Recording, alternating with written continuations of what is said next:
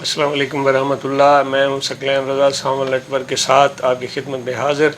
آج ہم سیاسی اور انتظامی حوالے سے پاکستان میں ہونے والی تبدیلیوں اور دیگر امور پر گفتگو کریں گے چیف ایگزیکٹو ساول گروپ جناب محمد حفیظ اللہ شاہ صاحب سے.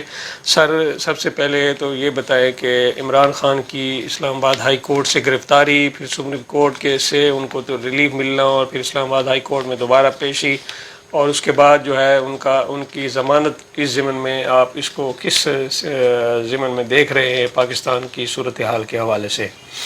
بسم اللہ الرحمن الرحیم. میں ساول نیٹ ورک اور ثقلین رضا صاحب کا شکر گزار ہوں کہ آج مجھے اس موضوع پر بولنے کا موقع دیا. ثقلین رضا صاحب، سب سے پہلے تو میں یہ کلیئر کرتا چلوں کہ الحمدللہ ایک صحافی ہونے کی حیثیت سے کسی سیاسی جماعت کے ساتھ میرا کوئی تعلق نہیں ہے، اور میں کوشش کرتا ہوں کہ ہمیشہ جب قلم اٹھاتا ہوں تو اس وقت صرف صحافی ہی رہتا ہوں. تو صحافی ہونے کے ناطے میں یہ سمجھتا ہوں کہ ہائی کورٹ میں اس دن جو کچھ ہوا، یعنی عمران خان اس وقت ایک تاریخ کے سلسلہ میں، ایک کیس کے سلسلہ میں وہاں موجود تھے، اور جس انداز میں عدالت سے انہیں گرفتار کیا گیا وہ قابل مذمت اور غلط ہے. کیونکہ جہاں تک میرے علم میں قانون ہے تو وہ قانونی طور پر عدالت سے گرفتار نہیں کیا جا سکتا. اور ابھی جس کیس میں وہ پیش ہوئے تھے وہ کیس زیر سماعت تھا. پھر انہیں گرفتار جب غلط طریقے سے کیا گیا تو لازمی بات ہے قانونی طور پر انہیں سپریم کورٹ سے ریلیف ملنا تھا. اب جو صورتحال اس کے بعد پیدا ہوئی وہ بھی ایک بہت ہی غلط صورتحال دیکھنے میں آئی، کیونکہ یہ ملک ہمارا ہے، اور ملک جو ہوتا ہے وہ ماں دھرتی ہے، یہ ہماری ماں ہے، اور اس کی جو املاک ہیں وہ ملک کی املاک ہیں، جو خصوصاً ہماری پاک فوج ہے. اور ہم پاک فوج کو سلام پیش کرتے ہیں کہ 1947 میں جب ہم نے پاکستان حاصل کیا اس سے لے کر اب تک یہ پاک فوج کی ہی وجہ ہے کہ ہمارا ملک جو ایک آدھا حصہ تو چلا گیا تھا لیکن جو بقایا ہے وہ انہوں نے ہی حفاظت سے اس ملک کو اب تک رکھا ہوا ہے. میں سمجھتا ہوں کہ سیاسی لحاظ سے اس وقت ہم بہت کمزور ہیں، جمہوری لحاظ سے ہم بہت زیادہ کمزور ہیں، لیکن اگر عدلیہ اور فوج کو دیکھا جائے تو یہ دو اداروں کی وجہ سے ہی ہمارا ملک مضبوط ہے. ابھی تک اس پوزیشن میں جس پوزیشن میں ہمارے ملک کو ہونا چاہیے تھا نہیں ہے، اور اس کی بھی میں زیادہ تر جو وجہ سمجھتا ہوں وہ سیاستدانوں کو ہی زیادہ قصوروار سمجھتا ہوں.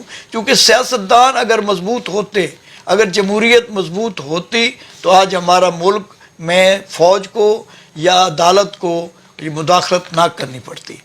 تو اس کے بعد جو املاک کو جلایا گیا، خصوصاً آرمی پہ جو حملے کیے گئے، آرمی کے املاک پہ حملے کیے گئے اور پاکستانی املاک پہ حملے کیے گئے، اس کی پرزور مذمت کرتا ہوں. یہ نہیں ہونا چاہیے تھا. اور پھر جو ہمارا احتجاج ہے وہ ہمارا حق ہے، جمہوری حق ہے. احتجاج ہم کسی بات پہ بھی کر سکتے ہیں، لیکن ہمیں احتجاج میں تشدد کا عنصر جو ہے وہ شامل نہیں کرنا چاہیے.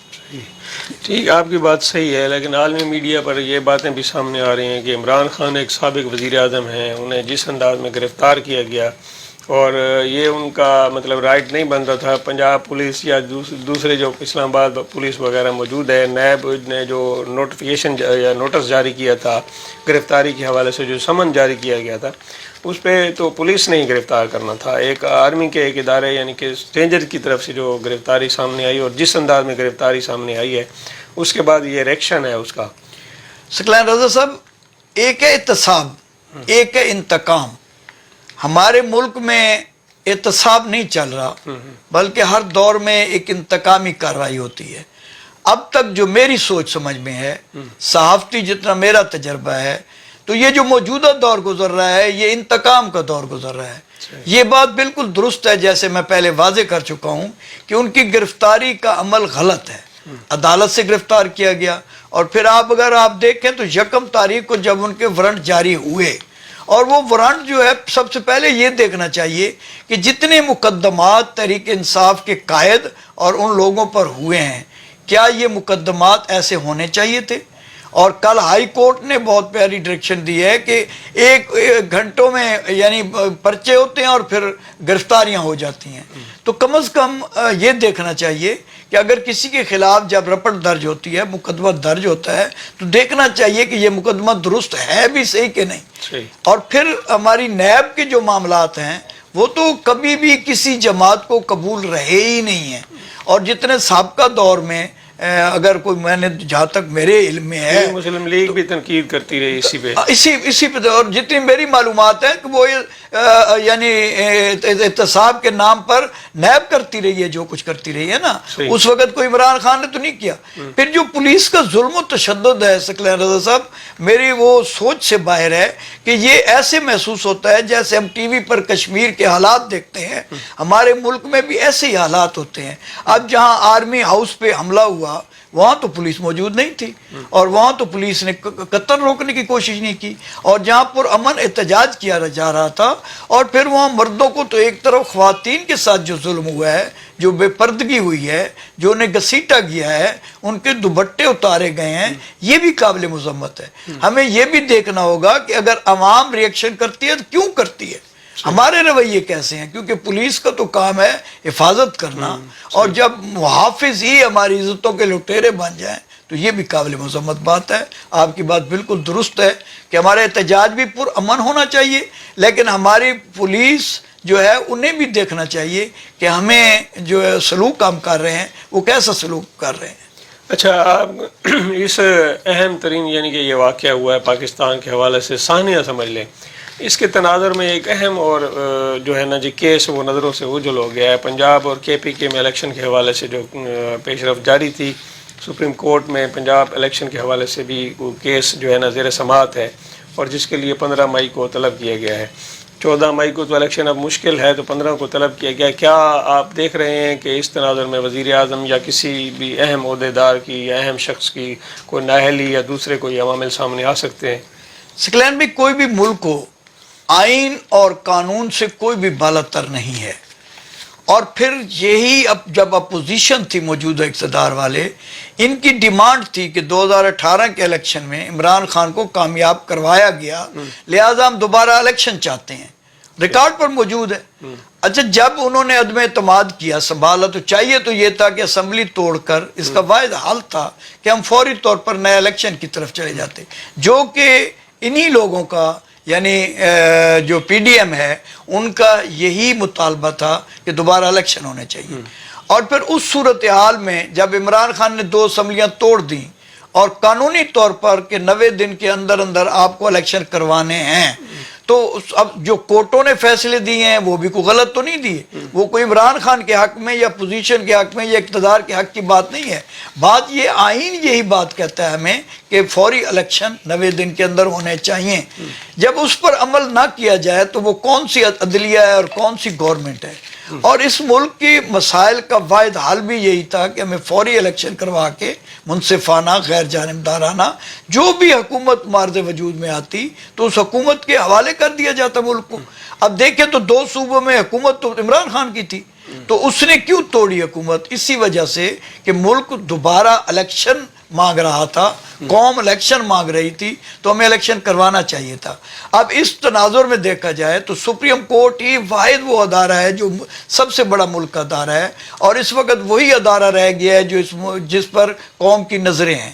تو جب انہوں نے 14 مئی کی ڈیٹ دے دی اور انہوں نے واضح طور پر فیصلہ دے دیا، تو ہمیں چاہیے تھا کہ ہم قانون کے دائرے میں رہتے ہوئے ان کے حکم کو مانتے.